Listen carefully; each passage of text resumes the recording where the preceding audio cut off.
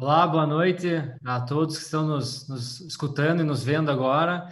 Queria já agradecer aqui inicialmente os nossos participantes aqui, os nossos painelistas. A gente conseguiu um time de peso aqui, eles já vão se apresentar. É um pessoal aí de grandes empresas aqui do Brasil, referência, e eles são líderes de tecnologia em suas empresas, então trazer uma perspectiva aqui super legal para o nosso público e agradecer também quem está nos escutando, quem está nos vendo aqui.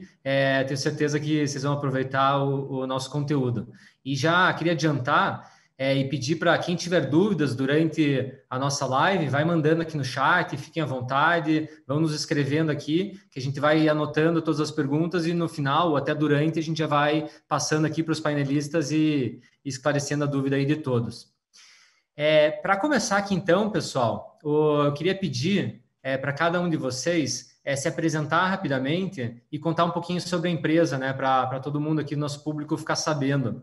Pedir para o Calexer começar. Ok. Obrigado, Daniel. Obrigado pelo convite. Então, meu nome é Calexer, eu sou diretor de engenharia no Ebanks. O Ebanks é uma empresa de pagamentos e a nossa missão é conectar o mercado latino-americano com o resto do mundo. E a gente conecta através de pagamentos. E é isso, temos um time bom de engenharia lá, né? Pouco mais do que 100 desenvolvedores, 150 desenvolvedores de software. E atendemos ali grandes clientes como o Sony PlayStation, o Spotify, o Airbnb e os grandes marketplaces chineses também, AliExpress e Shein e outros. E é isso aí, agradeço aí pelo convite e lembrando, diretor de engenharia, então eu sou daqueles que lá no fundo, no heart of hearts, estou me sentindo até um pouco mais confortável com o distanciamento. Aqueles que não sofrem tanto, né? Legal, uma boa introdução aí sobre Banks e acho que esse último comentário pode ser pauta aqui para a gente discutir daqui a pouco. Legal. O Henrique, quer se apresentar? Henrique lá do Banco Bari. Vamos lá, eu sou CTO no Banco Bari. Eu me juntei ao grupo, que é um grupo bem tradicional e conhecido no Paraná, em especial em Curitiba, né, o Grupo Barigui. Eu me juntei à Barigui Financeira no momento em que estava se pensando em alçar outros voos, né, se tornar um banco.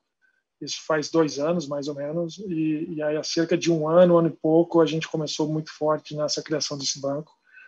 E a ideia é ter um banco diferente, um banco digital diferente, com alguns produtos inovadores no país. Já tem o cartão do milhão, tem subcontas, enfim, tem alguns produtos que estão sendo lançados. Uma financeira que se tornou um banco e está se atualizando também, né? Então, ainda que o grupo seja antigo, a gente vem trabalhando muito forte na transformação digital, em metodologias e tecnologia. A gente convive, um desafio interessante que a gente tem em função disso é conviver com tecnologias mais antigas e outras de ponta de linha, tecnologias muito atuais. Então, bastante desafio a gente tem aqui de tecnologia em especial, de tudo, né? Mas especificamente tecnologia. E eu também estou gostando de distanciamento, mas eu confesso que eu gosto de algum contato humano, viu, Calex? Legal, hein? E qual que é o tamanho da área de desenvolvimento aí?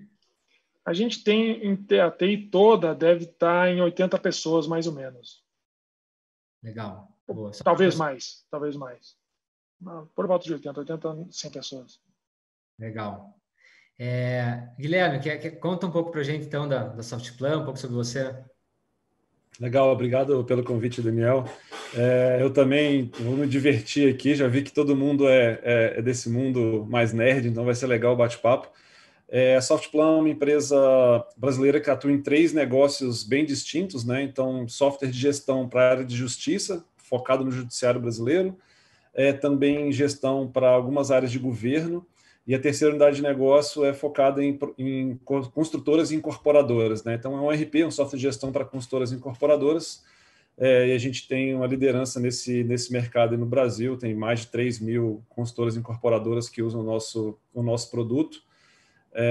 1.900 funcionários aproximadamente tem a empresa, obviamente todos remotos, falávamos disso aqui um pouquinho antes de começar. Eu talvez esteja no meio termo, eu também me dou muito bem no home office aqui, mas às vezes sinto falta um pouco do contato pessoal. Venho sempre dentro na área de tecnologia, minha carreira inteira foi na área de tecnologia, em áreas diferentes. mas além da Softplan, eu também tenho a oportunidade de ser mentor e investidor numa aceleradora no Brasil chamada UOL, capital de pre-seed, assim, de começo de startups. Então, eu acabo tendo a oportunidade de ver esses dois mundos, né, de uma empresa um pouco maior, né, uma estrutura maior, com muita gente na área de tech, e também o dia a dia um pouco de startups. Então, acho que vai dar para a gente conversar um pouquinho aí sobre essas questões todas. Mas, novamente, obrigado aí pelo convite. Legal, show. André, faltou você aqui do grupo, conta pra gente.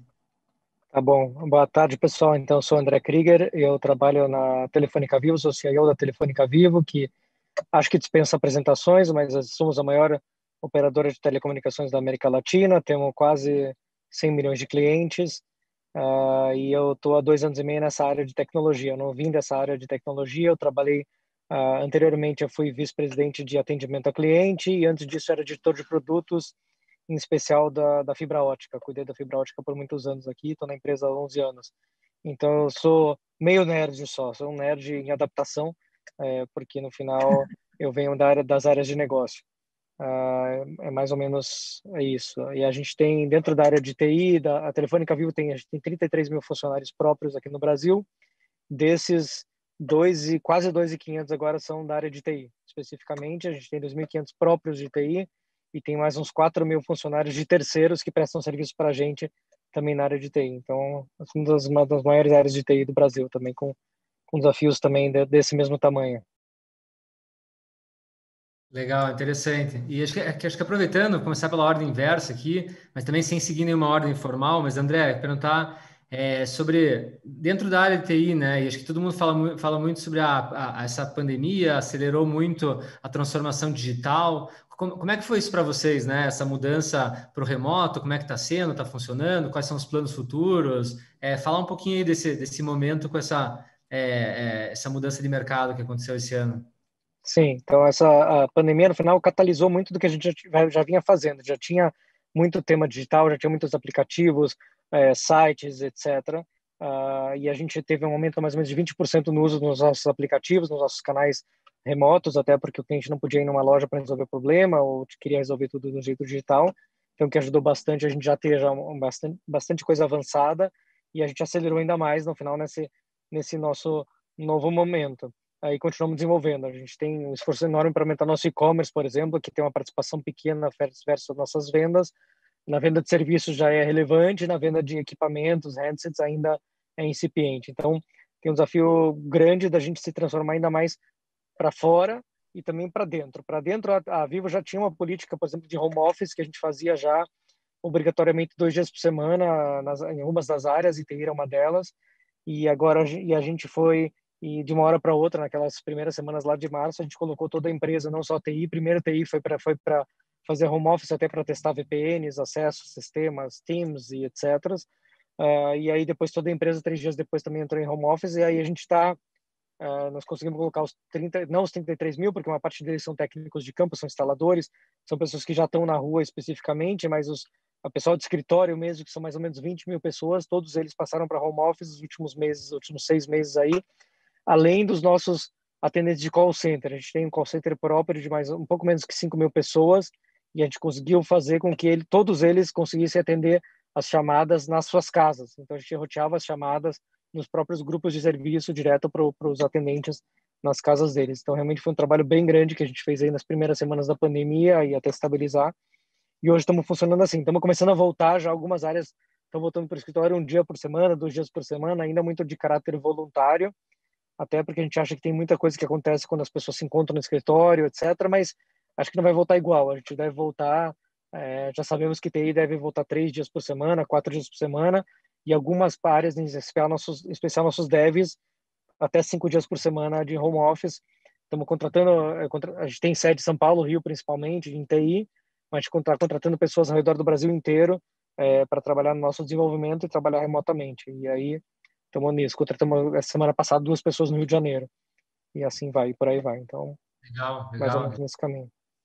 Que resume muito a palavra que você usou, é catalisador, né? Acabou, as coisas já estavam acontecendo, tiveram que ser aceleradas, mas era uma tendência natural.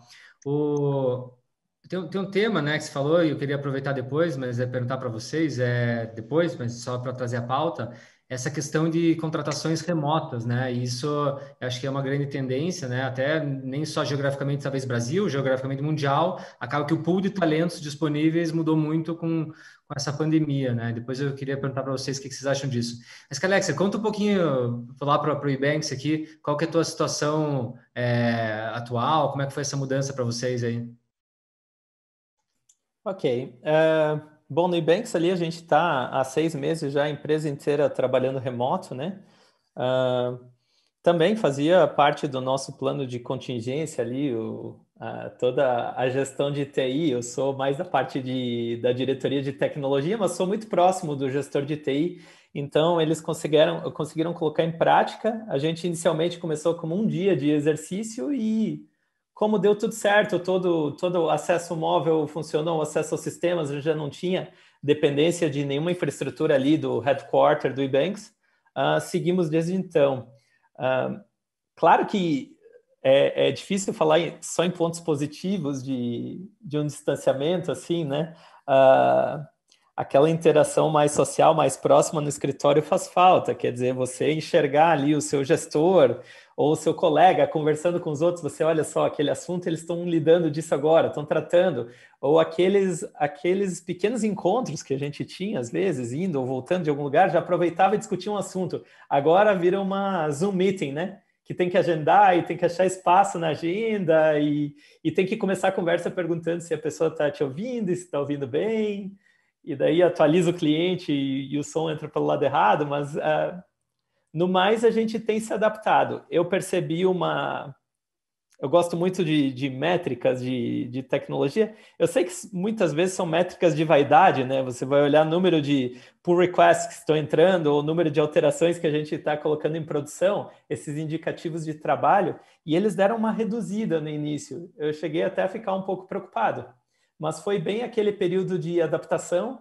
Em poucas semanas, sei lá, 6 semanas depois do início do trabalho de casa, eu voltei aos níveis de trabalho normais ali dos desenvolvedores, do time que eu sou diretamente responsável. E a gente tem continuado. A principal mudança que aconteceu e que eu acho que é a digna de nota é que a comunicação tende a ser muito mais escrita. Os combinados tendem a ser formalizados. E isso é uma coisa positiva e acho que a gente consegue até levar para frente ali, né? Esse escrito, esse assíncrono está ganhando uma força muito grande. Às vezes uma frase ali no Slack, a gente usa o Slack como ferramenta oficial de comunicação, evita uma call ou alguém que já vem e põe um comentário e acelera, catalisa uma discussão. Então essa é a situação ali da engenharia no Ebanks. Legal, Caleb. Acho que ninguém sabe ainda exatamente, né, se os ganhos de produtividade offsetam, né, a perda de criatividade, né? Acho que tem muitas dúvidas ainda, de fato, sobre o resultado real de todas essas mudanças, né? E acho que talvez vai demorar um tempo ainda para a gente poder saber. E você, Guilherme, conta um pouquinho lá do Softplug, como é que foi para vocês aí essas mudanças? Legal. Eu, na verdade, passei uma situação sui generis, né? Porque eu estava de férias em Portugal quando deu o problema da pandemia. Então, eu tive 2 problemas. Um foi voltar para o Brasil e o outro sair do Brasil com o time trabalhando no escritório e voltar para o Brasil com o time inteiro em casa. Então, foi interessante. Mas um pouco, acho que na linha até que o André comentou, da experiência dele, a nossa foi parecida. Nós, em uma semana, movemos os nossos 1.000 e poucos funcionários todos para o regime de trabalho remoto. Nós tínhamos algumas situações que talvez nos ajudaram. Uma delas é que já tínhamos bastante trabalho remoto em 2 situações. Times que eram parcialmente distribuídos, né? Pessoas no escritório e pessoas em outras cidades. E nós temos escritório em São Paulo, então a gente já tinha também algumas pessoas que estavam remotas em relação ao nosso local principal, que é aqui em Florianópolis, né? Então, minimamente, a gente já tinha uma infraestrutura para receber esses trabalhos remotos. Então, foi feita essa migração em uma semana praticamente e a gente conseguiu iniciar o trabalho. No nosso caso, teve algumas coisas interessantes. A primeira delas a gente enfrentou uma realidade de diferença de infraestrutura nas pessoas. Eu vejo que isso talvez é uma coisa que não estava na pauta das empresas. e a gente se viu com essa realidade. Então, eventualmente a gente está aqui, eu estou em casa, tenho um bom escritório, né, uma boa infraestrutura na minha casa, mas isso não é a realidade dos 1.900 funcionários. Então, tinha pessoas que eventualmente tinham que trabalhar na cozinha, com um filho que estava sem aula passando. Então, eu te diria que a maior parte dos nossos desafios do ponto de vista gerencial foi entender a dinâmica para que as pessoas que não tinham infraestrutura 100% adequada pudessem desempenhar seu trabalho de uma maneira minimamente adequada, né? Então, a gente teve coisas como permitir que as pessoas pegassem a cadeira delas do escritório, que todo mundo tem um mobiliário de boa qualidade, e pudessem levar para suas residências. Obviamente, isso funcionou para quem estava em Florianópolis. Para quem não estava, já tinha alguma adaptação. Então, foram pequenos ajustes ligados a essa questão do bem-estar dos nossos colaboradores nas suas residências. Tá? Então, acho que do desafio ele foi muito mais nesse aspecto do que do aspecto do nosso back-office, né, de como a gente trabalha dentro da companhia. E aí, eu acho que entrando um pouco nessa visão até que você provocou ali, poxa, como é que enxerga isso, né, como é que isso vai ficar para frente? Eu acho que tem dois momentos, né? Acho que o primeiro momento é o choque de você ser obrigado a fazer aquela mudança. Então, todo mundo foi obrigado a fazer aquela mudança. A gente teve que mudar, todo mundo trabalhar em ambiente remoto e pronto. Não tinha o que fazer. Só que isso ele permitiu que a gente fizesse uma quebra, que é aquelas quebras assim, cara, quanto eu vou ser eficiente remoto? Será que eu posso ir para o full remoto? Será que eu vou conseguir gerenciar meus times no full remoto? E você não tinha outra opção, você tinha que fazer. E o que a gente observou foi, cara, é possível fazer. Eu tenho dúvidas aí pessoalmente hoje qual é o modelo perfeito, eu acho que não tem, talvez dependa da cultura da empresa, depende de uma série de coisas, e nós temos essa discussão hoje internamente, né, do ponto de vista no board da companhia, o que é melhor, e nos parece ser a melhor alternativa se ser muito flexível.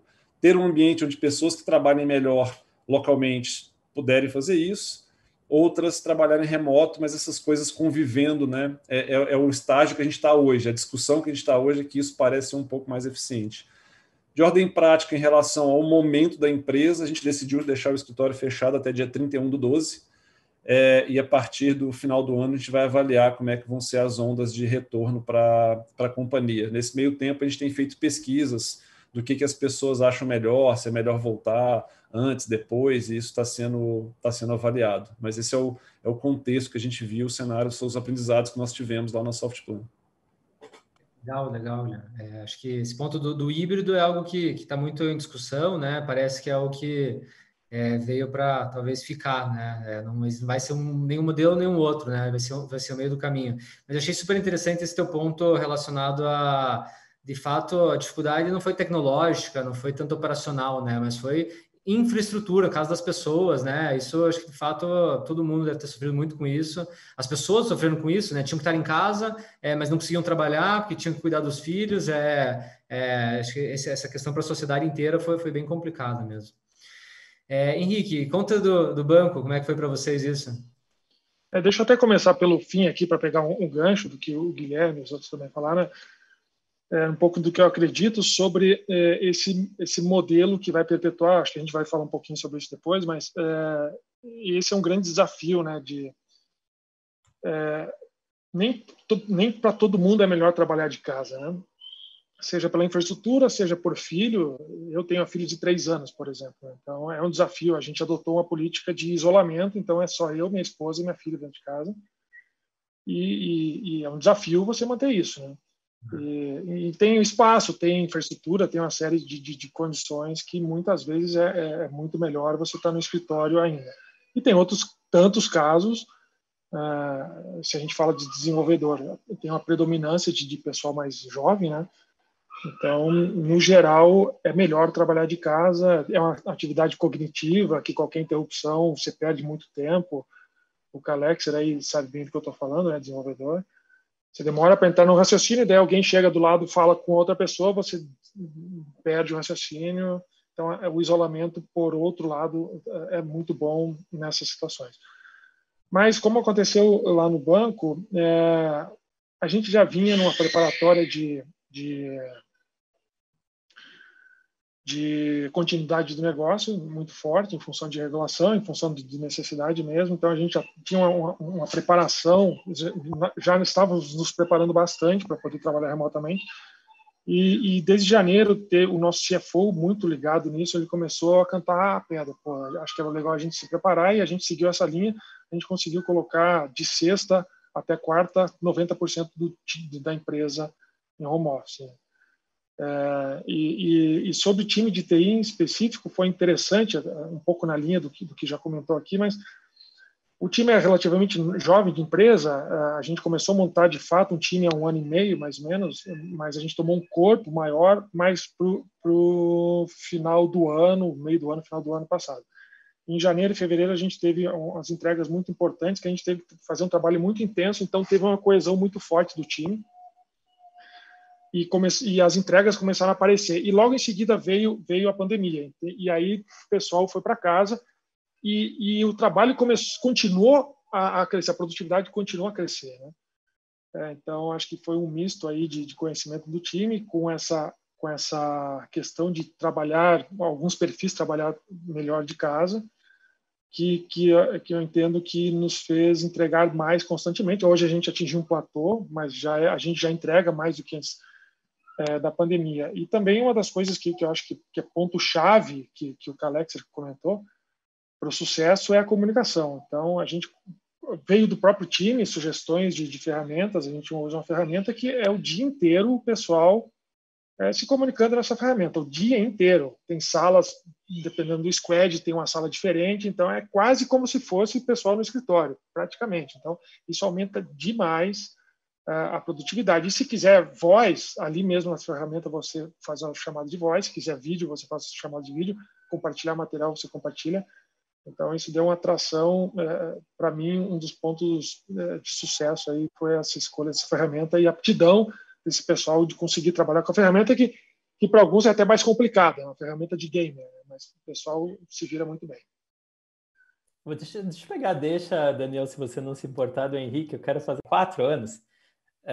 Você precisa da atenção de um adulto durante aquela aula. É 1h30 de aula, é o contato com os coleguinhas ainda, e precisa ter o adulto junto. E quem não conta com ajuda em casa, você estava falando de isolamento completo com a família de 3, quer dizer, você tem que cuidar do entretenimento dessa criança. E foi um momento onde eu me senti particularmente sortudo de ter 3 crianças, que eles pelo menos se divertem um pouco entre si ali durante o dia. Então, sobre os filhos, eu acho que é o que a gente tem que ter a compreensão maior. Os pais merecem o nosso apoio nesse momento, porque é um momento muito complicado. E você falou da concentração, do barulho, eu lembrei de uma história que eu sempre contava lá no Ebanks, né? Porque os desenvolvedores adoram reclamar do barulho. E principalmente o chefe, né? Você chega lá e pergunta, pô, você me interrompeu, perdi 3 horas de trabalho. E eu costumava parar e dizer para o cara, pare e escute um pouco aqui o escritório. E ficava aquele som, né? E eu, o que é isso? E a pessoa, é barulho, tá barulhento o escritório. Pois isso não é barulho, saiba que isso não é barulho. Isso é o som do trabalho sendo feito. É o melhor som. E se eu tivesse que dizer para vocês hoje o que eu sinto falta como diretor de tecnologia, é desse som. Esse som, por mais que o momento parecesse sombrio, ou que tivesse naquele, sabe, tudo atrasado, ou tá dando um problema que você, putz, esse problema não podia estar acontecendo, eu escutava aquele som e me mostrava que o futuro não seria de trevas, seria de luz, porque, poxa, eu ouvia aquele som daquele povo trabalhando, todo mundo junto, cara, alinhado, e tem muita gente que chama de barulho. Eu sinto falta desse ponto, apesar de ser um nerd TI programador total, mas sinto falta desse som do trabalho sendo feito, sabe? Então esses eram os meus comentários aqui para o Henrique. Não, acho que super pertinentes, assim. Não sei se alguém quer comentar alguma coisa. Acho que a sensação de ver as pessoas, né, de escutar as pessoas trabalhando, cada um na sua casa, às vezes, será que o que está acontecendo? Estão fazendo aquilo, não estão fazendo? Você acaba mensurando mais pelos outputs, né, que não é ruim também, mas esse sentir essa vibração, eu achei legal isso, foi uma boa percepção. Eu vejo Desculpa. Fala aí. Então, eu vejo os dois lados de uma mesma moeda, né? Eu acho que, por um lado, você, de fato, e eu sou programador também de origem, né? Mas já passei por infraestrutura há muito tempo, enfim, eu chuto com as 2 pernas, né? Mas eu acho que na programação, de fato, acho que você até acaba, com o tempo, adquirindo, bons desenvolvedores adquirem esse poder de concentração mesmo com o ruído, né? Então, mas ainda assim, tem momentos que atrapalha, um ruído um pouco diferente, ou um assunto que te chama a atenção vai te tirar um pouco do centro.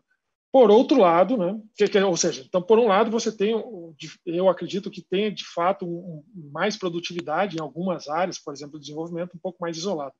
Por outro lado, você perde pontos interessantes, perde ganhos importantes do tipo, tem duas pessoas conversando do meu lado e aquele assunto me interessa, ou eu posso contribuir porque elas não estão sabendo de uma coisa que eu sei. Então, você perde essa interação aí. Eu acho que o saldo ainda é um pouco mais para casa do que para o escritório. Então, eu acredito aí no meio termo, no 60-40, 70-30, não sei exatamente.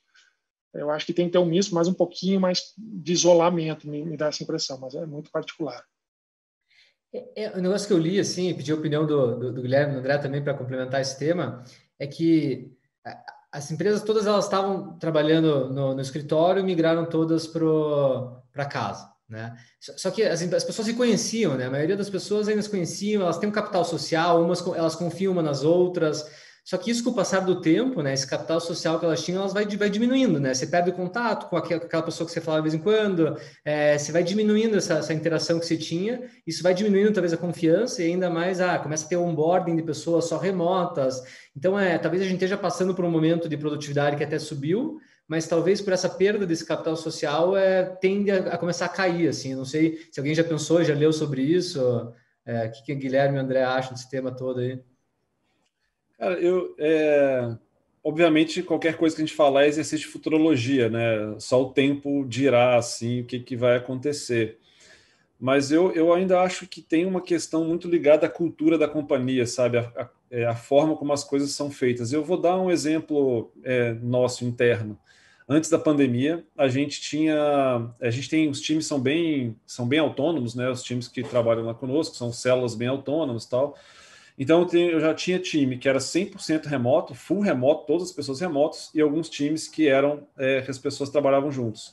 E o que eu observo é que essas micro-sociedades, né, esses times de 7, 8 pessoas ali, um product manager com alguns software developers, eles acabam criando uma microcultura voltada para aquele modelo de trabalho. Então, eu tinha time que conseguia, por exemplo, fazer pair programming bem eficiente, usando ferramentas e tal, trabalhando remoto, cara, e outros times que eram muito bons do ponto de vista de operar um modelinho usando pair programming, mas que quando foi para o remoto aquilo, cara, se perdeu um pouco. Então, eu tenho uma dificuldade hoje de achar assim, uma equação muito exata, sabe, de dizer se modelo A ou B, porque eu realmente acho que depende da cultura da empresa e das pessoas que estão envolvidas naquele processo. Se você olha, tem uma pesquisa bem legal que saiu recentemente, chama, não sei depois se eu consigo mandar um link, mas chama Desmistificando a Produtividade e os Efeitos do Home Office Integral durante a Pandemia. É um estudo bem bacana, que quando eu li esse estudo, ele me surpreendeu sobre vários aspectos. Por exemplo, eu tinha certeza na minha cabeça que a geração Z era que ia se adaptar mais fácil, que nunca ia querer voltar para o home office. Esse estudo mostrou que não, que a geração Z é a geração que mais tem vontade de voltar a fazer mais tempo dentro de casa. Então, eu acredito que nós precisamos esperar ainda um pouco para avaliar de fato qual que vai ser o efeito. Tem um livro bem bacana chamado Remote, que é até antiguinho já, é um clássico de quem buscou fazer alguma coisa em home office, especificamente para a área de dev, né, para a área de tecnologia. E ele defende muito isso do full remote e tal, mas quando você lê esse livro, você vê que por trás daquilo está muito forte uma cultura que nasceu desse jeito. E também por trás disso tem muito forte uma cultura que às vezes não é a cultura brasileira, e também a gente precisa levar isso em consideração. A gente é latino, a gente gosta mais do contato. Então, eu não sei, eu sei que eu estou sendo em cima do muro, mas é que eu realmente acho que é difícil fazer um prognóstico, assim, dizer assim, cara, vai acontecer dessa forma. Eu acho que tem muita variável ainda em jogo para determinar qual que vai ser o modelo. E talvez aí, se eu fosse fazer uma aposta, eu apostaria em modelos, novamente, como eu falei antes, em modelos mistos, né? Sim, o que eu chamo de modelo misto? Cara, o quão flexível a empresa vai ser para entender que eu tenho um microsistema aqui que consegue trabalhar full remote e, cara, eu tenho um outro aqui que talvez não consiga, que eu vou entregar alguma infraestrutura que ele vai funcionar melhor. Eu acho que adaptabilidade, né, talvez o grande segredo disso. Quanto você vai ser eficiente em conseguir conviver com esses dois universos. Legal. É interessante, Henrique. Acho que a gente converge bastante aqui na posição também. E acho que até no começo o feedback que eu recebia sempre da minha equipe é que a gente estava sendo mais produtivo no home office do que a gente estava no escritório, principalmente por não ter tanta interrupção, não ter tanto mais foco, as pessoas estarem realmente ali fazendo o que tem que fazer. Mas depois de alguns meses eu comecei a ouvir deles, não, mas o pessoal está um pouco cansado, o pessoal quer um pouco do encontro, o pessoal quer...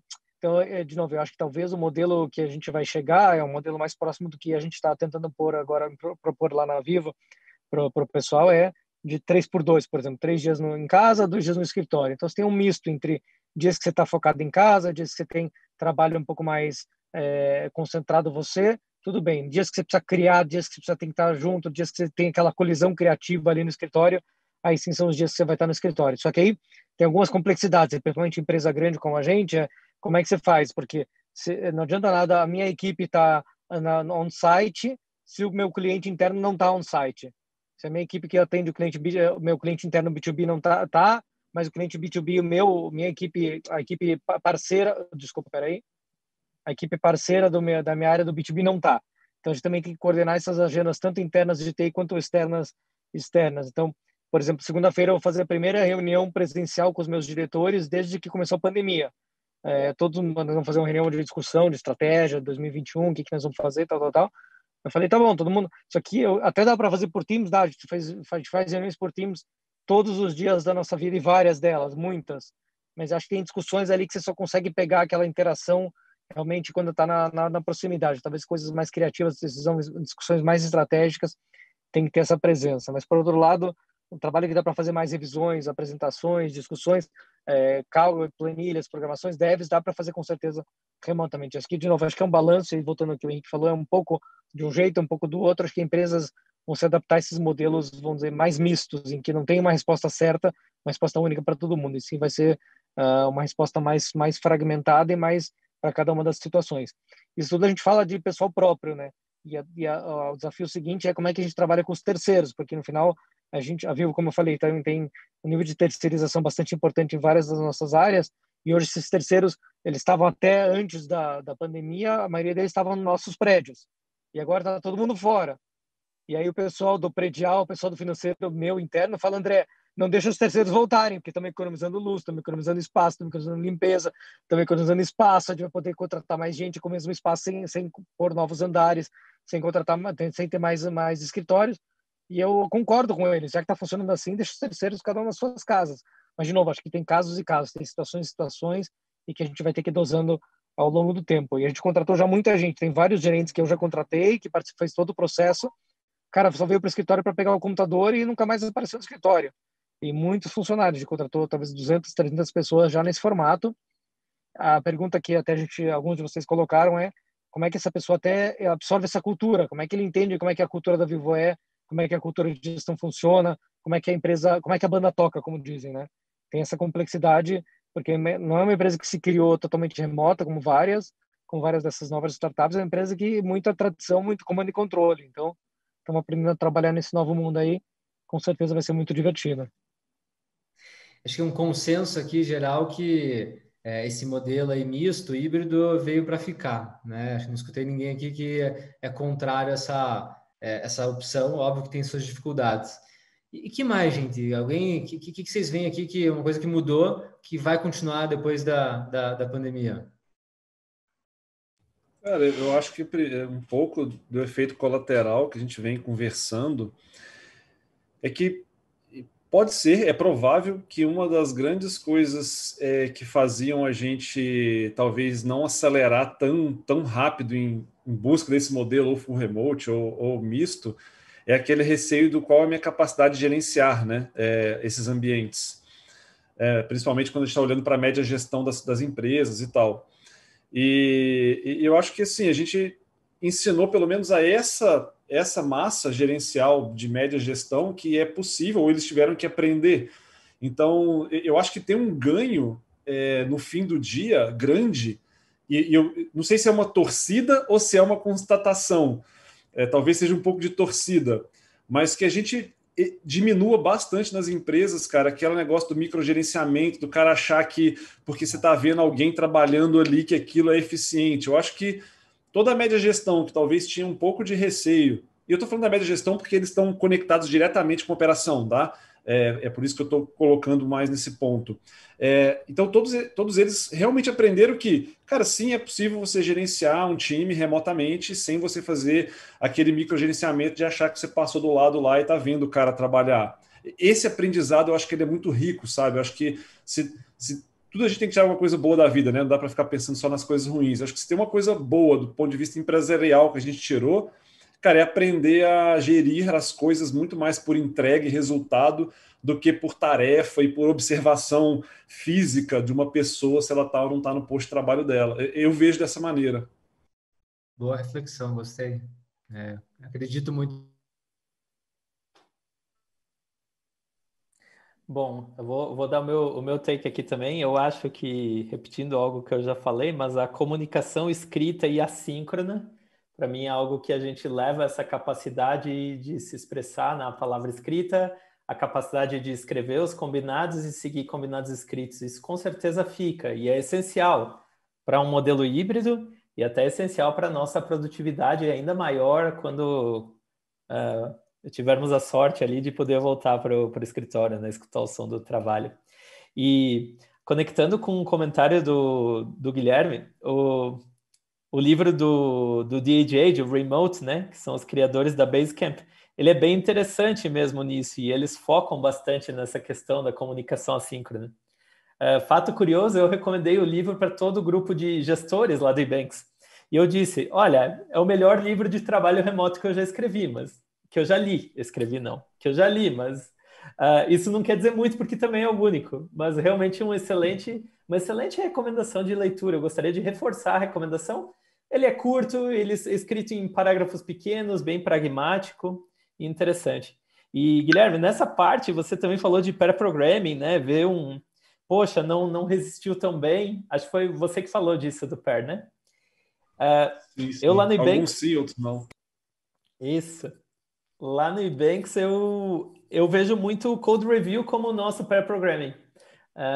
E o Code Review ele não deixa de ser o pair programming assíncrono e escrito, né? Você abre lá o pull request. Para quem aqui não é programador, um pull request é um conjunto de modificações proposta para um sistema, onde você descreve o propósito daquelas modificações e outro desenvolvedor, outro engenheiro revisa aquele código procurando, vendo se você tomou as melhores decisões, eventualmente fazendo comentários, olha, acho que dá para melhorar aqui, ou você considerou essa situação. E o Code Review, para mim, é o pair programming assíncrono, efetivamente, e ele está tendo um papel bem fundamental na produtividade ali do time de engenharia do Ebanks. Legal. Deixa eu fazer um comentário, até alinhado com o que todos falaram, acho que o André comentou também que ele está contratando bastante gente remotamente. Eu acho que esse movimento, primeiro que eu acho que ele vai fortalecer bastante, né? Não sei se tem volta, e esse movimento ele dá uma distribuída, acho que todo mundo ganha com esse movimento. Por quê? Porque hoje, pré-pandemia, ou atualmente também a demanda está bem alta de desenvolvedores, profissionais de TI no geral. Então, são empresas buscando profissionais de outras empresas e normalmente no mesmo lugar. Se eu quero trabalhar em São Paulo, eu tenho que vir para São Paulo. Se eu quero trabalhar na empresa de Curitiba, eu tenho que ir para Curitiba e por aí vai. Né? Eu acho que esse movimento vai dar uma distribuída, assim como os apps de táxi deram para o táxi. Né? Eu era normal esperar 45 minutos desde o momento que eu ligava para a rádio táxi, que eu tinha prioridade porque era da empresa, né? Eu tinha um convênio com a empresa. Então, 7 horas da manhã eu ligava para o rádio táxi, ia fazer, enfim, minhas atividades, tomar café. 7h45 eu saía, o táxi estava chegando. Hoje você não espera mais que 10 segundos, mas qual é o movimento, né? Você distribuiu essa demanda na cidade inteira. Antes com app, né? Você acaba distribuindo. Antes você ficava limitado ou aos carros da locadora ou ao posto de táxi, ponto de táxi mais perto, né? De forma análoga, agora, você conseguindo buscar, contratar pessoas, a gente está fazendo isso também, já tem em São Paulo, interior do Paraná e Floripa, acho que a gente tem gente também, mais cidades de Santa Catarina. Então, tanto os profissionais que estão em lugares mais distantes ou que querem trabalhar na empresa não precisam se mudar para aquela cidade para trabalhar, quanto a empresa não precisa ficar mais brigando de foice por profissionais dentro da mesma cidade.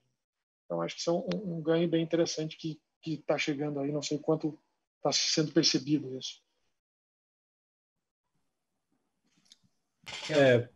Como é que é? É bom para o nosso desespero, né? Todos nós aqui lideramos alguma área de tecnologia. É fantástico. Eu acho que talvez pessoas que estão escutando aí que sejam profissionais ou querendo entrar na área de desenvolvimento ou que são da área de desenvolvimento, certamente percebe essa questão da demanda, né?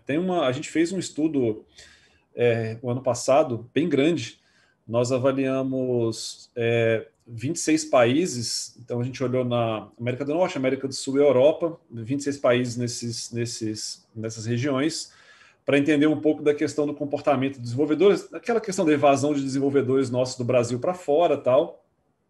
E a gente estava pensando, o que a gente estava pensando era, será que vale a pena ter um escritório fora? Enfim, a gente estava nessa discussão dentro da empresa. E, cara, a gente descobriu um negócio bizarro, que é o seguinte: se você pega a massa salarial de todas as profissões, desses 26 países, tinha Canadá, Estados Unidos, vários países da Europa, você pega a massa salarial da população inteira e compara com a massa salarial, o crescimento da massa salarial só da profissão de desenvolvedor de software, o salário do desenvolvedor de software cresce mais rápido do que a massa salarial de todas as outras profissões. Ou seja, se tu comparar com a macroeconomia dos países, realmente existe uma incapacidade global de produzir desenvolvedores na velocidade que o mercado está consumindo. E isso é a avaliação no final das contas.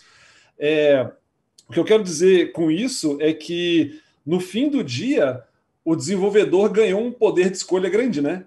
Que agora com a pandemia ficou maior ainda, porque ele não tem mais o limite físico, né? Ele pode trabalhar para qualquer lugar, e esse movimento acontece. E nesse processo de estudar, e eu tive a oportunidade de fazer um benchmark grande, eu andei praticamente no vale inteiro lá, fui um monte de empresa, e quando você olha o turnover de desenvolvedor de software globalmente, a gente está falando algo entre 18 e 24 meses em média, né? E eu acho que daí tem esse efeito da pandemia de talvez perpetuar essa realidade por mais tempo, né? Dado que a gente não consegue produzir desenvolvedor na velocidade que precisa e que agora você tem uma facilidade do Beyond Borders, né? De você não ter limite de fronteiras nem da cidade, nem do país, enfim. Então, eu acho que esse é um efeito que ele é positivo para a gente que está contratando, por exemplo, nós que estamos liderando os times aqui, que temos possibilidade de olhar em mais lugares, mas, ao mesmo tempo, ele é positivo para o indivíduo também, que também pode procurar em mais lugares, né? Então, a gente vai ter que, entre nós, brigar mais para que nossos ambientes sejam bacanas, que as pessoas queiram vir trabalhar neles. Eu acho que todo mundo ganha, viu, Guilherme, no resumo. Concordo. Mas não, com certeza. A ética de se você aumentar a demanda e oferta e conectar mercados, ela sempre favorece o coletivo no final. E isso que você falou, eu também vejo assim, Guilherme, para o nosso deleite e também para o nosso desespero, porque claro que a gente sempre está tentando montar ali um ambiente com um propósito muito alinhado, entregar aquele propósito para o nosso profissional, mas existe agora, a gente compete também com o resto do mundo inteiro. No Ebanks a gente está com um processo seletivo aberto também, e eu nunca vi encher de candidatos tão rápido assim. A gente abriu o processo seletivo, sei lá, tivemos 300 candidatos em menos de uma semana. Mas, por outro lado, cada um daqueles candidatos eu já estou entrevistando pensando, putz, como é que eu vou conectar o propósito desse profissional aqui com o Ebanks para que esse cara continue comigo, para que ele não passe só um tempo aqui, entenda mais ou menos como que funciona a engenharia e leve isso para frente. Quer dizer, a gente está para relações duradouras e significativas com os nossos colegas, né? Talvez nesse momento o fit cultural ele ganha mais relevância, né? Cada vez mais. Que nem vocês falaram, trazer mais propósito para a empresa, atrair as pessoas pelo propósito, conseguir identificar as pessoas que realmente estão alinhadas com isso, né? Acho interessante, né? A briga virou global, né? Tem pontos positivos, mas negativos. Mas acho que gostei do ponto do Calexer, que falou que no final o resultado para a sociedade deve ser positivo. Sem dúvida. O nosso público aqui, né, acho que tem bastante desenvolvedor e tem muita gente que está querendo entrar nesse mercado também, né? Nós somos uma escola de programação, né, com curso de 12 meses, então aqui dentro do nosso público aqui de hoje deve ter várias pessoas que querem ingressar ou já estão estudando, etc. Queria ver com vocês, assim, que dicas que vocês dão para esse pessoal que está querendo ingressar nesse segmento? Acho que a questão de salário, o Guilherme pontuou super bem, que teoricamente tem uma tendência aí, nos muitos anos, que só sobe salário, então isso é super positivo para eles, mas que dicas específicas, assim, como aprender, que tipo de coisa é importante aprender, graduação, vocês veem que é importante ou não é mais importante, tentar discorrer um pouquinho sobre esses temas. Posso talvez começar aqui na visão da Viva. A gente fez um movimento muito grande de insourcing. No último ano e meio, a gente contratou mais ou menos 1.500 pessoas. A gente tinha 1.000 pessoas internas, hoje nós temos, como eu falei para vocês, já 2.500, porque a gente trouxe capacidades que estavam nos nossos terceiros, tanto do conhecimento dos nossos sistemas próprios internos, quanto conhecimento de mercado que a gente queria adquirir e trazer aqui para dentro. E a gente fez um movimento muito rápido de contratação. Uma parte importante foi de trazer as próprias equipes que estavam nos nossos terceiros, mas outras a gente trouxe do mercado. E acho que uma das coisas fazem que a gente olhe uma pessoa de um jeito diferente. Primeiro, quando você perguntou graduação, era uma coisa que até um ano atrás era obrigatório. Quem não tivesse formação, graduação completa, não podia ser contratado na Vivo. E é uma das barreiras que a gente quebrou, porque a gente viu que tinha muitas pessoas muito capazes que podiam ser contratadas e podiam ter um sucesso na empresa até um certo limite. Eu duvido que eu vou ter um diretor que não tenha uma graduação e nem um vice-presidente que não tenha uma pós-graduação. Mas, por outro lado, o programador júnior, consultor, analista, arquiteto de sistemas, com certeza tem aí. Então, esse é um driver. E o segundo é o conhecimento de tecnologias que a gente tem a demanda dentro da Vivo. Por exemplo, a gente estava fazendo um insourcing grande de tecnologia Siebel, que é um software que já não tão atualizado, que a Oracle comprou já há alguns anos, e a gente estava contratando em Curitiba essa equipe. Até que o meu diretor falou, André, eu vou devolver 5 vagas para você contratar outra pessoa. Eu falei, por quê? Falei, porque não tem mais ninguém em Siebel que eu consiga contratar que conheça Siebel em Curitiba. Isso que ele me falou. Então, se eu tivesse mais 5 pessoas que conhecessem Siebel em Curitiba naquele momento, eu teria contratado com certeza. Então é um misto entre saber a tecnologia que a gente precisa e também ter a atitude correta, porque no final, programação, sem desmerecer nenhuma nem outra, é quase que saber a lógica de desenvolver, de pensar, do pensamento crítico em si, e menos saber aquela linguagem. Claro que aquela linguagem é importante, mas também saber a lógica, isso. Então, tem algumas linguagens que estão super importantes hoje. Por exemplo, o Salesforce, que é uma linguagem que está em crescimento franco na Vivo e também fora da Vivo. Linguagens como a gente continua desenvolvendo muita coisa em Java, que é a nossa primeira linguagem, inclusive. Mas, por outro lado, a gente tem tecnologias muito antigas. Então, se eu tivesse gente que desenvolvesse em PLSQL, que é uma coisa que não deve nem se ensinar mais, eu duvido que a Kenzie ensine, qualquer outra escola ensine PLSQL, a gente estaria contratando, porque a gente tem sistemas ainda baseados em PLSQL que a gente precisa trabalhar nisso. Então, acho que o mercado tem para todos aí, e a questão é como é que a gente se destaca como é que os novos desenvolvedores se destacam. E aí faz muita diferença a prática, né? Porque no final um bom desenvolvedor, um ótimo desenvolvedor é 5 vezes, 10 vezes, 20 vezes melhor que um desenvolvedor médio. Isso faz muita diferença também. Então, acho que um pouco dessa conjunção de fatores fazem com que tenha sucesso no mercado de trabalho. Cara, eu acho que a gente concorda em várias coisas, isso é bom. Tem talvez alguns aspectos que eu tenho uma visão um pouquinho, talvez, diferente do André. Eu talvez seja um reformista, um modernista do ponto de vista de educação, quando a gente está falando de educação de tecnologia. Eu acho que existe um problema hoje quando a gente olha para a academia tradicional, que é o para que ela serve, né? E eu tenho um irmão que é físico, é um cientista, tal, ele é físico, tal, mora nos Estados Unidos. E uma vez ele me falou algumas coisas sobre a academia tradicional que me fizeram refletir, né, sobre o propósito dela, o que é formar um cientista da computação, coisas desse tipo. E no fim do dia existe uma diferença entre o que a gente busca enquanto mercado e o que é de fato a formação de um cientista quando a gente olha sobre o ponto de vista de desenvolvimento de software. E é assim que eu vejo. Então eu honestamente acho que são coisas... E não desmerecendo a academia, eu acho que a academia tradicional ela tem sua importância, ela é fundamental para várias coisas. Eu só acho que existe uma visão um pouco diferente do que é a academia tradicional, do que é um novo modelo de formação. A formação, acho que ela pode se dar em vários aspectos, em cursos especializados de curto prazo, que eles estão muito mais conectados com a realidade daquele momento. Vamos pensar do ponto de vista de ciclos de tecnologia, né? A cada 6 meses, a cada 8 meses, muda muito. E você não consegue mudar a grade curricular, né, a grade acadêmica, num espaço tão curto. Então, acho que nesse aspecto, eu concordo plenamente com o que o André falou, né? São coisas que não estão diretamente ligadas.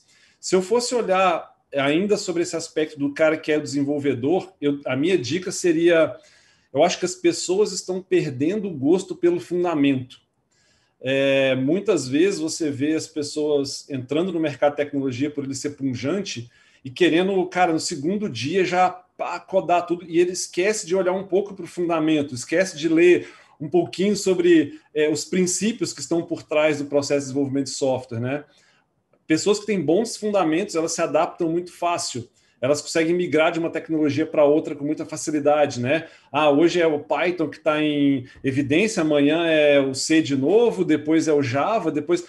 No fim do dia, essa pessoa tem bom fundamento. Então, se eu fosse dar assim, uma dica de ouro, cara, tenha bom fundamento. Se preocupe um pouco com o que está por trás daquela linguagem só, né?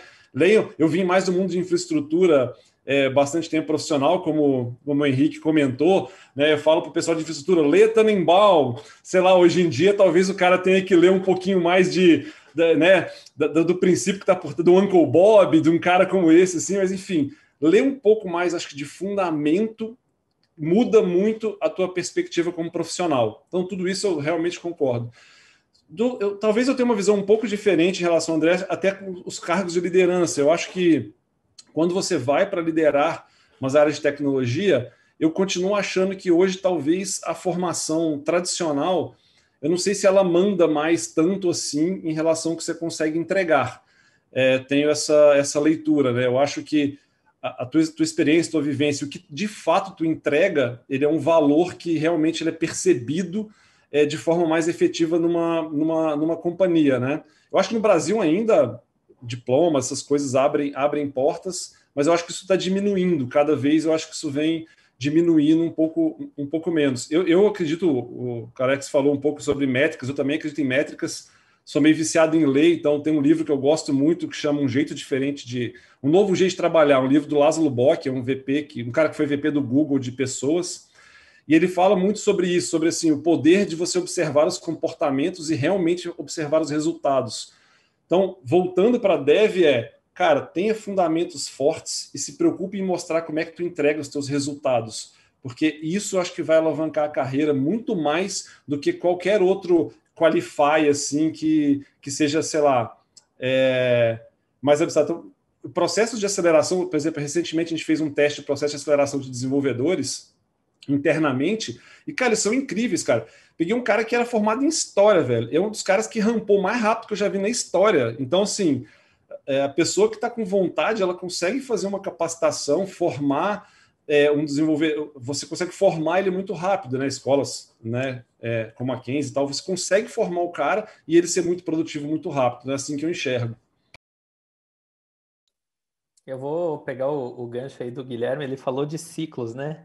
E eu vou me apropriar aqui de uma analogia que um colega meu chamado Klaus Westfeld faz de ciclos rápidos e lentos na tecnologia.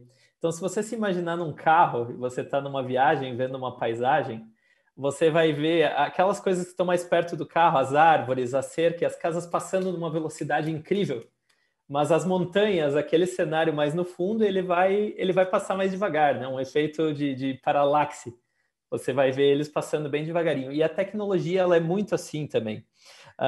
É normal que os profissionais menos experientes ou mais novatos fixem o olhar justamente nesses objetos que se movem muito rápido. Mas por trás a gente tem os ciclos lentos da tecnologia. E aí eu vou fazer uma conexão com o André. Porque o André falou de uma tecnologia que me trouxe memórias, assim. Eu tenho cara de novinho, mas faz 20 anos já que eu estou no mercado da tecnologia. E os sistemas não me fizeram ficar o cabelo branco nem perder ele ainda bem. Eu adoro esse mercado. E ele falou de PLSQL.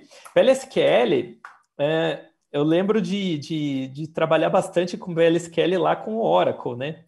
Versões antigas do Oracle, na época que o Oracle era o grande enterprise, na prática o Oracle era o ERP da empresa, porque era lá que estavam todos os dados, e você escrevia storage procedures e triggers e outros artefatos em PLSQL.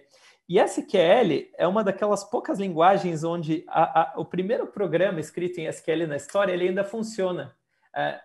Igual, você leu o paper original, era select name from employee where department igual sales. E essa SQL ela ainda roda hoje em dia. Então, a minha dica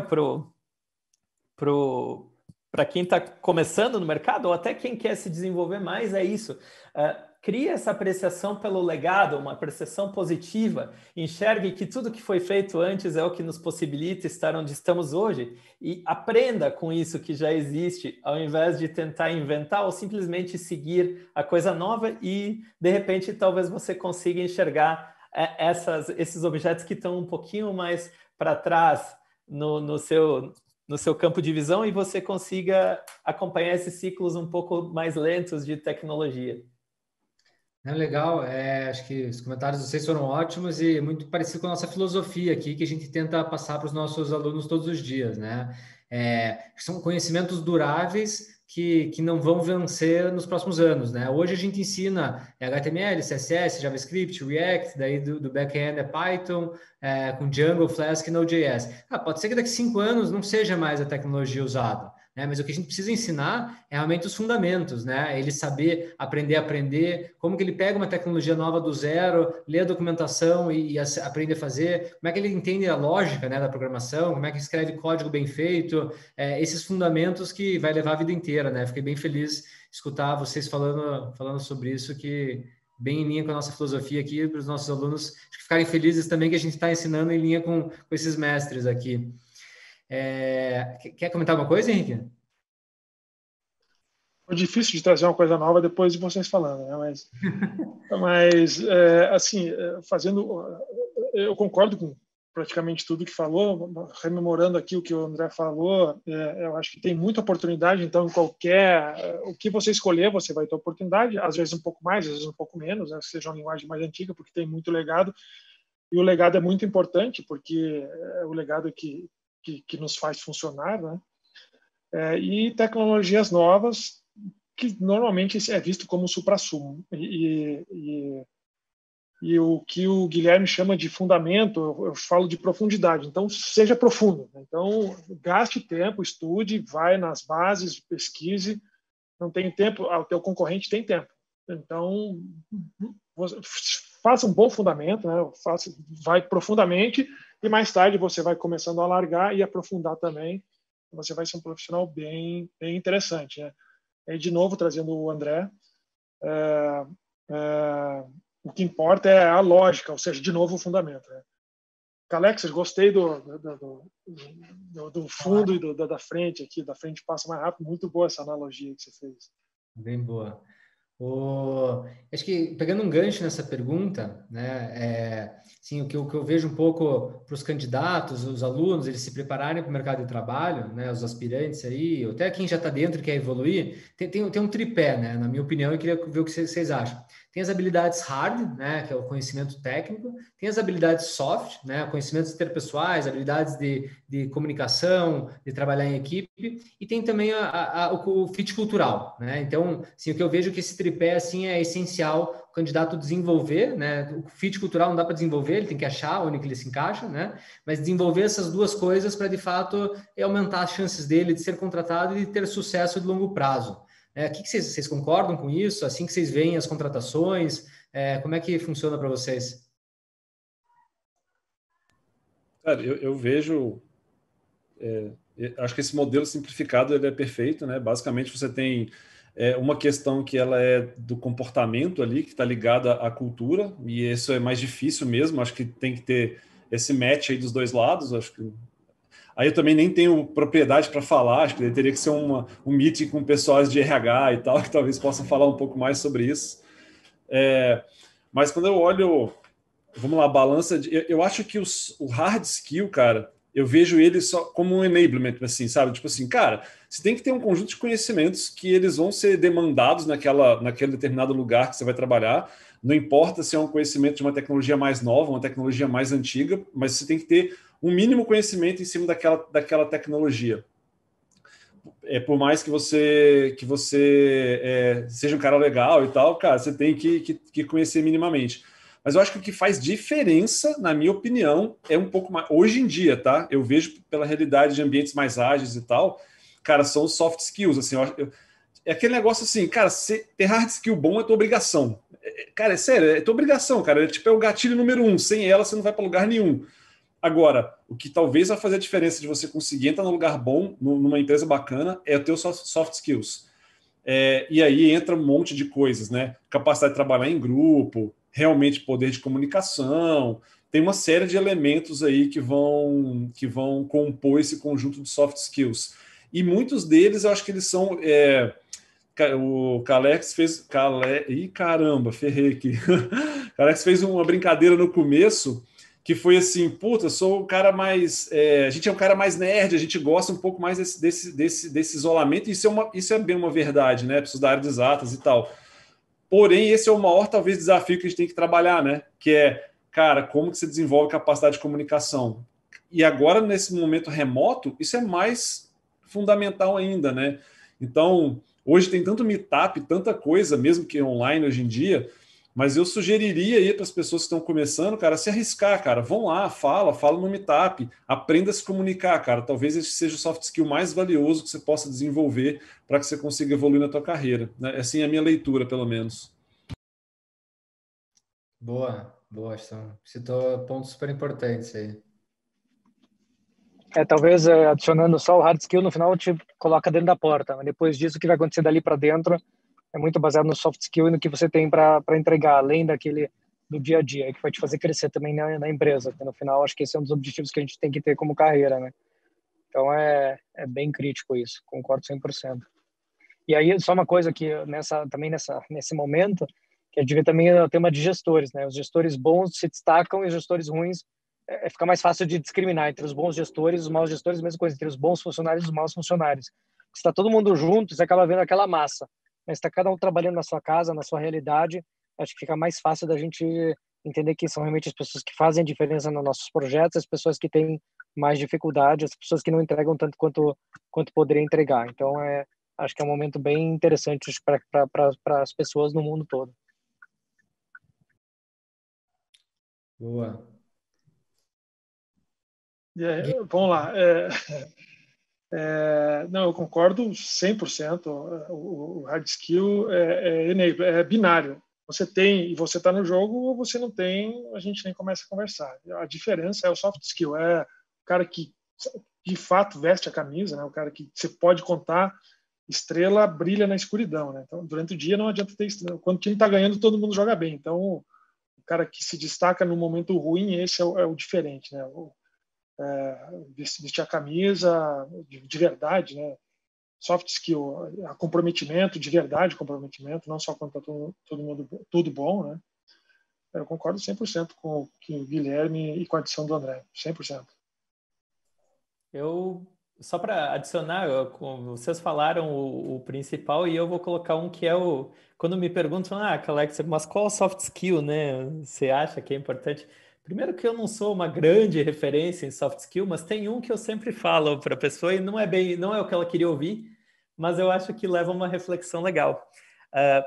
para mim, o soft skill que você tem que desenvolver é inteligência intrapessoal, resiliência e principalmente você saber o seu propósito. Tendo isso, né, tendo essa clareza de visão de qual é o seu propósito, para que você serve, e tendo aquela resiliência, né, uma resiliência intrapessoal mesmo, vai ajudar até a aprender aquelas coisas que você não tem que aprender. E para exemplificar isso, eu digo para as pessoas, seja como o Goku de Dragon Ball. Porque o Goku, quando levava uma puta surra, ele saía com um sorriso no rosto, achando, cara, tá aí um oponente à altura, tenho muito o que aprender nessa luta. Então, seja o Goku a minha dica de desenvolvimento de soft skills. Desculpa, deixa eu só fazer um reforço, até o que o Guilherme colocou, é a comunicação. A gente tem um perfil que não é raro também em desenvolvedores, um pouco mais de introspecção, né? E isso acentua no isolamento. Então, eu concordo com o Guilherme, acho que tem que tentar sair da caixa, é um desafio você manter atividades sociais em isolamento, né? Mas já foi falado isso, nós somos latinos, nós valorizamos isso, então a comunicação é muito importante, muito mais importante agora. Então, só uma ênfase aqui, estava deixando passar que o Guilherme já falou. Desculpa, Daniel, só talvez contar uma história bem curtinha e uma referência que eu acho que pode ser bem objetiva para a galera. Eu já tive caso, por exemplo, de um time que o time desenvolve em Java e ele foi contratar uma pessoa e chegou um profissional que não era proficiente em Java, sabia muito pouco em Java. Mas o cara tinha excelentes fundamentos e a gente tem uma etapa do nosso processo que é uma etapa que ele faz um pair programming com o nosso time, para o time fazer esse fit de cultura através do coding mesmo, né, de sentar junto e codar. E lá os times têm bastante autonomia na contratação. E os caras chegaram e falaram assim, Guilherme, vamos contratar o cara, porque, cara, tem fit de cultura, ele tem bons fundamentos e, cara, ele vai aprender ele vai virar muito rápido a chave para programar em Java e ele vai programar bem. Então, é um exemplo clássico disso, assim. O que foi o enablement dele? Foi um fundamento, não foi especificamente a linguagem, mas ele tinha que saber programar e ele programou com a galera. Mas o que fez a diferença é ele entrar num time que nem era da área de especialidade dele, foi a capacidade dele de interação, ali, de soft skills. E aí eu queria deixar uma referência rápida, não sei se todos conhecem, tem um cara que eu gosto muito, acho genial, chamado Sandro Mancuso, é um brasileiro que é erradicado, ele mora na Inglaterra, tem uma empresa chamada Codurance, e esse cara escreveu um livro chamado The Software Craftsman, é o artesão de software. Esse livro, para mim, ele resume o que um desenvolvedor de software deveria pensar como sendo um bom profissional. Ele fala sobre pragmatismo, sobre tudo que está ligado a você entregar de uma forma bacana o teu código, né? O teu produto, que é o produto da sua inteligência, que é o código que você produz. Então, eu super recomendo, principalmente o pessoal que está começando aí a carreira, que quer se tornar um bom desenvolvedor, cara, lê esse livro, The Software Craftsman, é muito massa mesmo, e ele fala sobre qual é o seu papel, qual é o seu dever enquanto profissional na entrega de um software de qualidade. Então, vale bastante a pena, assim, fica como uma referência. Boa, Guilherme. O pessoal do time colocou já aquela pesquisa que você falou no chat aqui do YouTube. Acho que daqui a pouco eu pedi para eles colocarem também esse livro aí. Achei muito legal o que vocês falaram, gente, que assim como a questão dos hard skills, né, falaram em fundamentos, né, a chave são os fundamentos, e acho que no soft skills não foi diferente, né, vocês não falaram assim nada de ultra complexo, cara, são os básicos, né, tem que saber se comunicar, tem que ter determinação, tem que ter resiliência, tem que querer aprender coisas novas, então acho que não tem assim muito segredo, né, pessoal, realmente os fundamentos de novo que vão ajudar a ter sucesso, acho que fiquei achei muito importante essa informação. O pessoal que está nos vendo aqui, eu juntei algumas perguntas de vocês e já fui fazendo aqui para o pessoal aqui dos painelistas. Então, se tiver mais perguntas, vão mandando, né? Eu estou lendo as perguntas, estou fazendo o pessoal. Eu só fiz umas juntadas aqui para agrupar umas perguntas para não... que tinha bastante coisa. Uma pergunta aqui que veio também, essa aqui é do Sávio, é a questão na migração para o remoto, como é que ficou a questão do onboarding de um júnior? Como é que ficou o trabalho de um dev júnior, né? Que geralmente é uma pessoa que, por vezes, precisa um pouco mais de suporte de alguém no dia a dia com ele, né? Como é que vocês veem essa entrada do júnior nesse momento de trabalho remoto? Essa acho que ninguém vai querer responder primeiro, né? Porque essa é uma pergunta difícil, essa, né?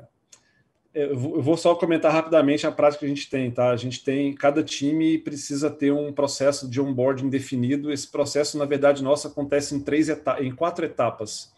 Existe um onboarding da companhia, na verdade, que situa a pessoa na companhia. Cara, como é que funciona a empresa, o que é a empresa, tal, explica mais ou menos como é a empresa, a linguagem da empresa. Então, isso está ligado ao nosso departamento de recursos humanos. Depois, eu pessoalmente tenho um kitzinho de onboarding e eu entrego para todo mundo que entra no meu time. Basicamente, ele é um conjunto de informações que tem vídeos meus explicando várias coisas, como que a gente, qual que é a nossa cultura, como é que a gente faz as coisas, mas ainda do ponto de vista mais estratégico, né? Como é que a gente olha resultado. Então, tem uma série de explicações daí específico da área. Eu sou CTO de uma das 3 verticais, né? De um dos 3 portfólios da empresa. Então, eu situo ele um pouco mais de forma estratégica naquele portfólio.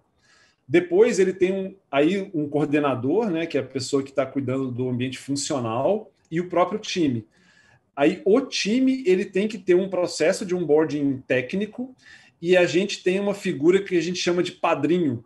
Então, que é a pessoa que vai colar, é quase que um shadow professional, assim, que é um cara que é um personal trainer dele ali, que por um tempo vai ajudar ele a fazer tudo. Cara, configurar ambiente e tal, e ele vai viver com esse padrinho por um tempo até colocar ele para rodar. É um super desafio. A gente tentou distribuir o máximo possível, porque são informações muito diferentes. E quando o cara chega, pensa, ele recebe informação da empresa, estratégica, é um caminhão de informação, o cara fica louco. E no final, o que importa é o dia a dia dele.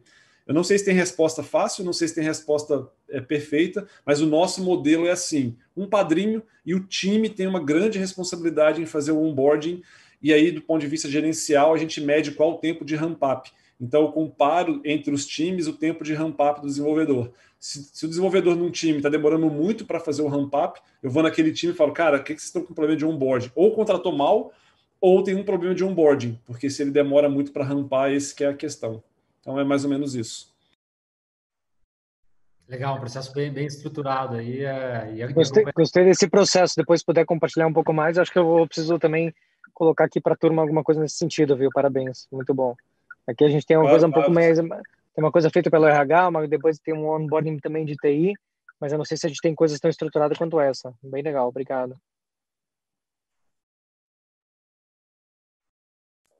Lá no Ebanks a gente tem um processo de onboarding que em muitas coisas lembra isso que você falou, Guilherme. E para não falar a mesma coisa, eu não tenho os vídeos explicando, eu gostei dessa parte dos vídeos aí, particularmente isso me cativou. Eu pensei, eu gostaria de assistir esses vídeos.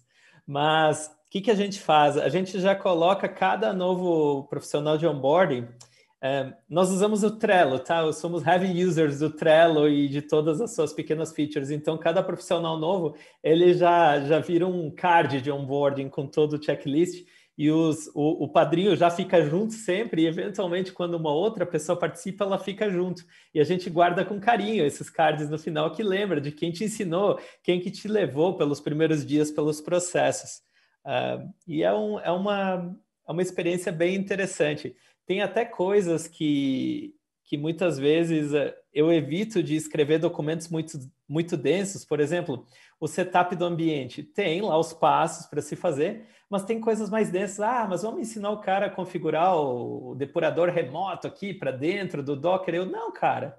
Deixa um pedaço dessas coisas para que o buddy, a gente chama de buddy, mas é padrinho também, para que o buddy ensine, para que eles criem um vínculo. Então é como se fosse a cartilha do professor, né? Tá aqui as coisas que não estão no card e que você pode ensinar para desenvolver um vínculo maior com esse novo profissional. E na avaliação de performance, a gente leva em consideração a performance, o ramp-up, como você falou, e versus o padrinho, o nível de satisfação na pesquisa de 30 dias, para ver se está contente e tudo mais. Então, assina embaixo, way to go, ter um padrinho e fazer a pessoa se sentir bem-vinda por outro ser humano dentro da empresa.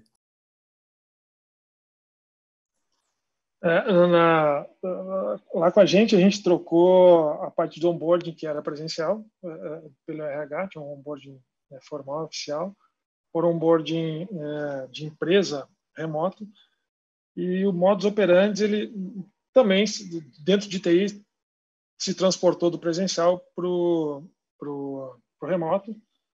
Então, entra no time, é esperado um período que a gente chama de release cycle. Então, essa pessoa entra no time, tem alguém do time que dá uma atenção diferente, não tem a figura oficial de padrinho também, mas, em outras palavras, uma outra forma de ver seria o equivalente, até essa pessoa começar a produzir. Mas eu vou aproveitar um pouquinho aqui da minha fala, até para fazer uma provocação. A gente começou a voltar a discutir um assunto que ficou um pouco de molho durante a pandemia. A gente voltou a começar a discutir na formação, que é um passo anterior ao júnior. Eu não sei até onde vocês concordam, mas um júnior de TI, no geral, ele é um pouco diferente de júnior de muitas outras áreas, que um júnior é um cara que produz, né, dentro de TI, né? Um cara que entra, não é um aprendiz, ele é muito mais do que um aprendiz, muitas vezes, né? E aí o passo anterior, que é a pessoa que está aprendendo, ou seja, alguém que está saindo da academia, alguém que tem menos experiência, que está ingressando. Eu vejo isso como um novo desafio, a gente tem pensado muito nisso. Eu não sei como que vocês têm feito isso, eu não sei nem se eu podia estar podendo fazer essa pergunta, Daniel. Pode, claro, eu ia abrir agora para fazer entre nós aqui. Olha aí, então me antecipei. E essa vale para você também, né? Porque você é um cara que forma aprendizes, né? Profissionais. Cara, essa é uma discussão grande. Acho que a gente devia ter um vídeo dessa só para falar desse assunto, né? Cara, eu vou tentar colocar um pouco do meu ponto de vista sobre a perspectiva organizacional, tá? Guilherme, só para, desculpa te interromper, porque acho que faz sentido aqui, só para concluir a pergunta, eu entendo que quanto mais júnior for, mais necessidade de um acompanhamento mais presencial, me dá essa impressão, né? Um pair programming, aquela coisa mais pegar na mão, quase que literalmente, assim, né? Então, só para fechar com essa observação. Então, eu enxergo... Cara, eu não acredito nada que exista modelo perfeito ou a coisa correta a ser feita, né? Eu acho que existem práticas que funcionam em algum lugar e outros não. Então, eu vou dizer um pouco do que eu vejo como experiência, assim. Eu acredito que você... Primeiro, não tem jeito, né? Hoje em dia, na minha leitura, de alguma maneira tem que ter formação, porque, cara, não tem gente suficiente para... Você tem que ter um mínimo pipeline para você formar. Eu acho que o risco é quando você tem esse pipeline meio desbalanceado na minha leitura. O que eu tento fazer? Cara, eu tento ter tipo um losango, assim, quando eu olho a minha massa de pessoas, né? Cara, ter um grupo de pessoas muito forte aqui no topo desse losango, então pessoas que vão puxar. Nível pleno, né? Seria um nível pleno de desenvolvedores. Aí a minha grande massa. E, cara, uma massa um pouco menor de desenvolvedores entrantes, né? Desenvolvedores júniores. Exatamente, cara, pelo que você falou, e eu acredito demais nisso, Henrique. Assim, ó, não tem jeito, cara. O cara que está entrando agora, por mais que ele seja um high potential, seja um cara bom, ele puxa um pouco de performance do cara pleno, do cara sênior. É normal, é natural, não tem demérito nenhum. Ele está aprendendo, ele está começando, ele precisa de entender as boas práticas. Então, do ponto de vista estrutural, o risco que eu vejo é quando você cria uma pirâmide, né? Tipo assim, embaixo realmente um monte de gente júnior, porque esse cara júnior vai ficar desmotivado, porque nem vai ter mentor suficiente para atender ele no dia a dia. Então, eu não sei, eu já tentei várias coisas de formação, não sei se eu tenho uma opinião 100% formada do melhor modelo. Eu acho que escolas de aceleração funcionam bem, mas olhando para o lado da empresa, o cuidado que eu tomaria gerencialmente é só você tentar ter isso. E acho que até para quem está indo para uma empresa nova, cara, eu vou entrar numa empresa que vai ser um cara sênior, 2 plenos e 70 júnior, cara, tu não vai aprender nada nessa empresa, cara. Forget it, cara. Você vai ficar no meio de um mar de um monte de gente aprendendo e, cara, a chance de aprender errado é muito grande. Então tem esses dois lados, né? Do nosso lado de hiring e do outro lado de quem está entrando, cara, tenta conversar com as pessoas lá para vocês verem a proporção, cara, de gente sênior, pleno e júnior para saber se vocês vão conseguir aprender nessa empresa. Então é assim que eu enxergo. Não sei se o Lexer quer falar alguma coisa.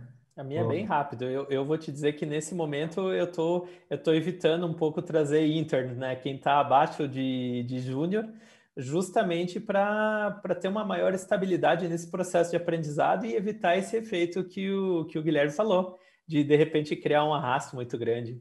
Mas é um desafio interessante, é uma bela provocação. Obrigado, Henrique. É mesmo, essa é hard. Achei super legal, eu achei o ponto do Guilherme de achar o ratio, né, ideal, né, qualquer proporção que você consegue ter dentro da empresa é chave e cada empresa tem uma e não é uma questão trivial. Falando um pouquinho do nosso lado, né, acho que conforme... Até a gente tem uma pessoa, Henrique, que vai começar com vocês no Banco Bar, inclusive, na segunda-feira, não sei se você estava sabendo aí. Mas a gente tem no nosso curso, né, um curso de um ano inteiro, que as pessoas têm que se dedicar no mínimo 6 horas por dia e é recomendado que elas fiquem mais do que isso, né? Então, a gente tem um total de mais de 2.000 horas, que aí dentro tem vídeo, claro, mas principalmente o tempo que elas usam nessas 2.000 horas é codando, né? Então, é projetos em equipe, é projetos individuais, tem entrega todo dia que os alunos têm que fazer. Então, realmente, a gente quer que quem sai aqui da Kenzie, depois dessas 2.000 horas, seja um profissional, né? A gente acredita, vai ser um profissional que é júnior, mas é um júnior que já chega performando, né? Ele já teve experiência aqui no dia a dia de projeto. A gente trabalha com terminal, Git, desde o primeiro dia. A gente tem metodologias ágeis também desde o começo, sprints, retrospectivas. Então, é todo ferramental, né, para preparar o aluno para virar um profissional para vocês. A gente acredita que a gente dá de uma maneira de alta qualidade, né, para realmente eles poderem chegar aí e não serem aquele júnior ou interno que precisa realmente alguém pegue na mão o tempo inteiro, né? Seja um júnior bom já.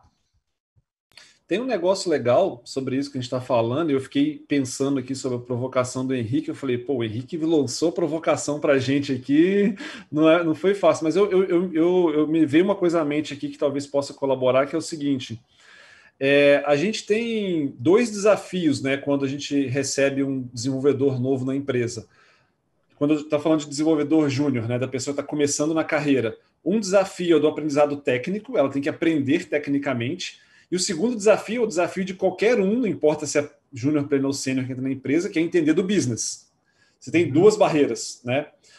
Eu tive a oportunidade de conversar com uma analista do Gartner sobre essa questão de gestão de talentos, e um negócio bacana que ela falou, eles têm um conceito chamado Untapped Talent Pool, que é tipo talentos não tocados ou não observados, alguma coisa, a tradução seria isso, Untapped Talent Pool. Qual que é a ideia disso? É assim, às vezes é bacana você fazer a formação de um desenvolvedor novo numa área que não é necessariamente área de tecnologia. Exemplo, um cara de suporte, que você faz uma capacitação dele, por exemplo, como você falou, de 1 ano, e transforma ele num dev, esse cara já vem com conhecimento de negócio e já vem com conhecimento de produto.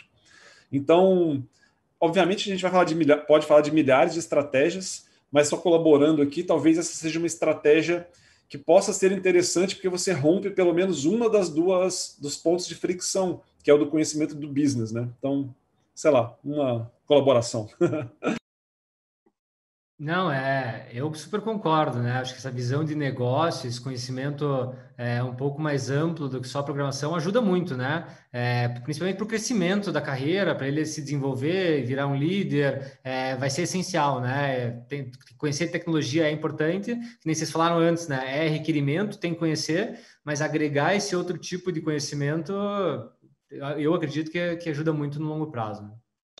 Eu só fazer uma adição que você falou, Daniel, e o que o Guilherme também comentou. A tecnologia é o viabilizador. Na verdade, o objetivo é o business. Né? Então, assim, eu acho que já foi muito mais uma época mais, sei lá, romântica, não sei o que falar, como definir isso, onde se entendia que a tecnologia era um fim por si só. Né? Tinha os silos lá, não, eu sou a coisa mais importante da empresa. Não, você precisa me ajudar a viabilizar meu negócio. Então, o negócio é... No fim do dia, se olhar por esse ponto, ele é muito mais importante que qualquer outra coisa, inclusive tecnologia. Então, claro que tem muitas vezes que tem a frustração de, putz, teve que mudar um negócio aqui que eu estava quase terminando. Mas, cara, assim, acabou, não tem mais business para isso. Eu te entendo, tua frustração, mas, cara, vamos lá, junta teus pedaços aí e vamos partir para outra. Então, o business é tão importante quanto a tecnologia para o profissional de tecnologia, né? E para um profissional de não tecnologia, o business é mais importante que tecnologia. Então, isso é uma coisa importantíssima de todo mundo ter em mente, né?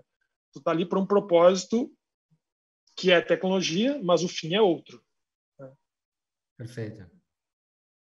Até por isso as habilidades interpessoais de saber navegar entre os times da empresa é importante para o desenvolvedor, né? Ele tem que saber conversar com alguém de produto, alguém de negócio, para realmente entender o que a pessoa quer e poder fazer o melhor código, fazer a melhor entrega, né? Se ele ficar só focado ali no dia a dia dele, com certeza a qualidade não vai ser a melhor possível. Se tem mais alguma dúvida entre vocês, fique à vontade, gente. Se deixar, acho que a gente vai conversando aqui até amanhã. Tem que ver o tempo. É verdade, o pessoal aqui falou que é os últimos 5 minutos aqui. Teve uma pergunta que eu estava dando uma olhada no chat aqui, que eu achei interessante, que era aumento de reuniões durante a pandemia. Acho que a gente falou um pouco sobre isso. Eu achei legal essa pergunta, tem a ver com o tema, né? Eu acho que tem quando eu olho, a gente estava falando também um pouquinho de soft skills e tal, então eu vou conectar essas duas coisas. Eu acho que, olhando para o desenvolvimento da carreira e olhando para algumas necessidades de soft skills, além da comunicação, cara, teu autogerenciamento ele passa a ser um fator muito relevante de você evoluir. E o que eu brinco é o seguinte, tem um amigo meu que fala uma frase que eu adoro, que ele fala assim, quando você não tem a tua agenda, você faz parte da agenda de alguém. E isso para mim é muito forte, né? Então eu acho que quando você começa a ficar imerso num nível interminável de reuniões, é que provavelmente você está fazendo parte da agenda de alguém ou de vários alguéms. Aí você vai falar assim, putz, mas eu como desenvolvedor, será que eu tenho o poder de mudar isso? E cara, eu de verdade acredito que tem, cara. Se você for estruturado o suficiente para conseguir mostrar para os seus gestores e para o teu time o quanto aquilo interfere no teu dia a dia, você começa a gerar o poder de mudar. Eu vou dar um exemplo. A gente também começou com algumas coisas de reunião e tal, e os devs me procuraram para um negócio muito simples, cara. Falaram assim, Guilherme, cara, a gente realmente precisa de um momento de flow muito intenso, onde a gente não tenha distrações. Como é que a gente consegue isso, mesmo que seja assim, um dia, assim, mas aquele dia... Eu fiquei pensando sobre isso, né? Falei, cara, como é que eu vou fazer? E veio dos devs, tá? Eles que puxaram, falaram que eles precisavam. Cara, a gente fez um negócio muito simples, cara. A gente roda, cada time tem a possibilidade de escolher o seu próprio modelo de agilidade, tá? Então tem time que, sei lá, roda Scrum, que faz sprint a cada 2 semanas, tem time que roda sprint contínuo, faz toda semana, mas invariavelmente, cara, segunda-feira é um dia de planejamento, assim, de planejamento dos times. Faz uma planning, faz uma review, isso é comum. Eu fiz um acordo com eles muito simples. Eu falei assim, cara, eu vou dar uma determinação top-down que é assim, cara, terça-feira é proibido fazer reunião na empresa. É expressamente proibido, cara. Vocês têm o direito, como desenvolvedor, de negar qualquer reunião na terça-feira. Cara, a não ser que realmente todo mundo perceba que é algo, cara, bizarramente urgente. Sei lá, parou um cliente, um negócio fora da casinha. Se não for isso, cara, se for reunião... Então, assim, são pequenas coisas que quem está fazendo a gestão às vezes não enxerga. Tu não vê, por exemplo, todos nós aqui, certamente uma parte grande do nosso dia, ele é ligado a algumas reuniões. Você está fazendo reunião, gerenciamento, acompanhamento, follow-up, one-on-one. Então, a resposta talvez para essa pergunta seja assim, cara, mostra para a empresa que isso está acontecendo, porque às vezes não é sacanagem, às vezes a empresa não está vendo mesmo que aquilo está acontecendo. Então, mostrar é o primeiro passo. Então, essa seria a minha sugestão. E demonstra o quanto que isso atrapalha, né? O quanto que isso atrapalha no seu dia a dia. Mas autogerir o teu tempo certamente é um soft skill que vai fazer diferença.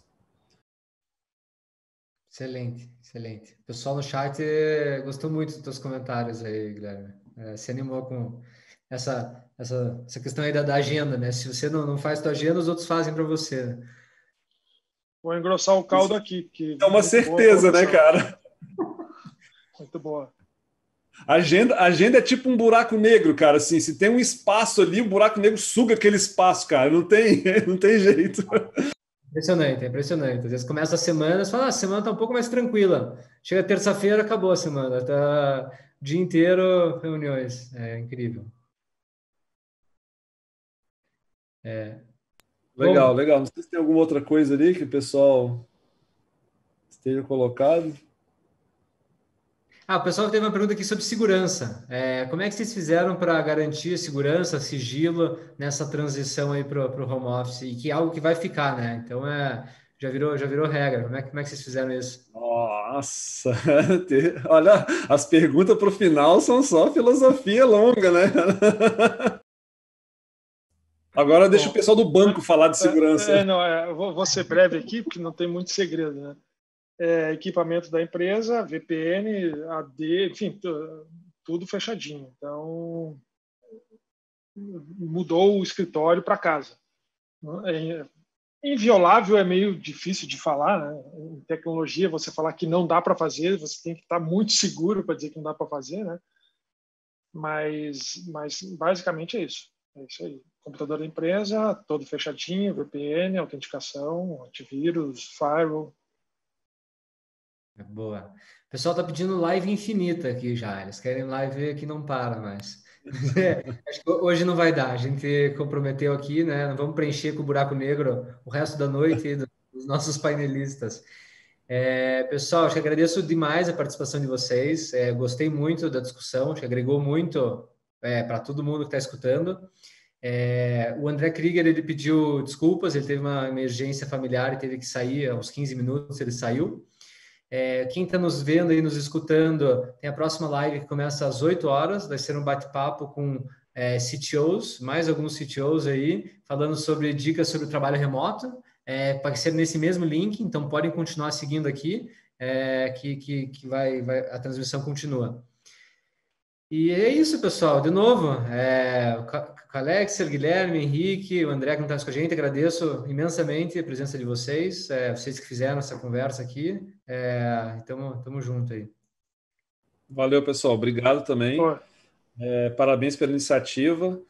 E para quem estiver escutando, espalhe para o mundo que o mundo precisa de desenvolvedor. Então vamos formar desenvolvedor aí como se não houvesse amanhã, porque o mundo está precisando disso. de preferência, bons desenvolvedores, né? De preferência.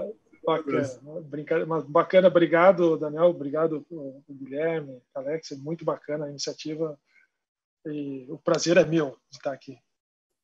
Igualmente, grande prazer estar aqui, obrigado pelo convite. E pode deixar, Guilherme, Henrique e eu estamos fazendo a nossa parte, as crianças tudo aprendendo a programar já. Eu tenho uma filha de 9 anos também que já está na. Boa, gente. Daqui a pouco eu vou colocar eles na 15 aqui. É isso aí. Então tá. Valeu, pessoal. Até mais, gente. Obrigado. Tchau, tchau. Valeu.